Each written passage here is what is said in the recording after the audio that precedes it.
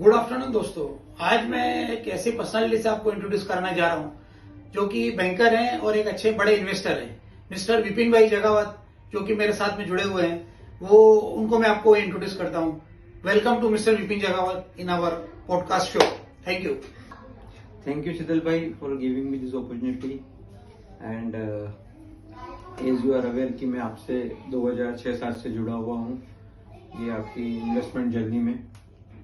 2006-7 में जब अपना इन्वेस्टमेंट जब मैंने स्टार्ट किया था करना इक्विटी मार्केट में, मैं डायरेक्टली इक्विटी में ट्रेड करता था, डेली इकोनॉमिक्स टाइम पढ़ता था और कुछ अच्छी स्क्रिप्ट एडवाइस करते थे वहाँ पे, मतलब न्यूज़पेपर में आती थी तो उसके हिसाब से अपन खरीद लेते थे। फिर CNBC और जी न्यूज़ देखते थे तो उन्होंने कुछ रिकमेंडेशन दी दिया, वो खरीद लिया। बट अल्टीमेटली क्या होता था उसमें कि आपका डिसिप्लिन अप्रोच उसमें नहीं रहता है। तो मैंने भी वो मिस्टेक की और वो मैंने मिस्टेक जो है वो रेक्टिफाई की 2017-18 में। 2017-18 से फिर मैंने सिस्टमेटिक इन्वेस्टमेंट प्लान जो है म्यूचुअल फंड का, जैसा कि आपने एडवाइस किया था उस हिसाब से मैंने चालू किया और आज 7 साल हो गए उस बात को।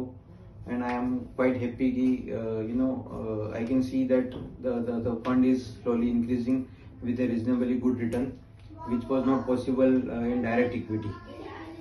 तो मेरा व्यू यही रहेगा कि consistently with small investment mutual fund is the best way to create corpus.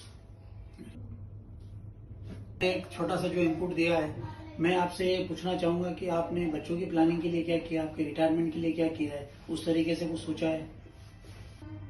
So as I inform you कि 2018 से मैंने म्यूचुअल फंड में स्टार्ट किया है SIP के थ्रू।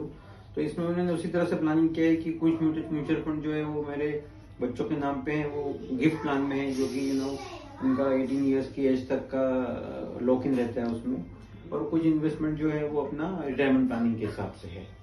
तो म्यूचुअल फंड में ही मैंने प्लान किया है वैसा अलग अलग स्कीम में डाल के। क्या सजेशन यंगस्टर जो आ रहे हैं उन लोगों को आप क्या एडवाइस करना चाहोगे? आपका एक्सपीरियंस शेयर करो, क्योंकि मार्केट के अंदर बहुत से लोग आजकल फ्यूचर्स ऑप्शन में बहुत पैसे खो रहे हैं, तो आप उनको क्या सजेस्ट करोगे?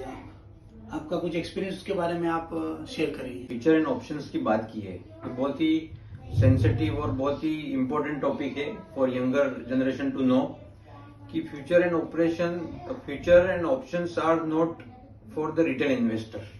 Very true. बिकॉज क्या है कि इसमें आपको लगता है कि आप प्रॉफिट बना लेंगे, बट प्रॉफिट बनता नहीं है।